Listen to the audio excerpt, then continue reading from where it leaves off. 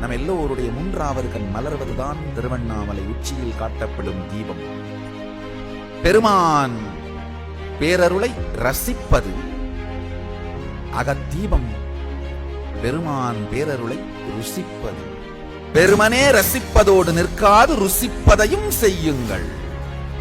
மலையேறி மலை தீபத்தை மட்டும் பார்ப்பது ரசிப்பது, அண்ணாமலையேறி 6 சக்கரங்களை தாண்டி அகத்தீபத்தை காண்பது, பெருமான் பேரருளை ருசிப்பது.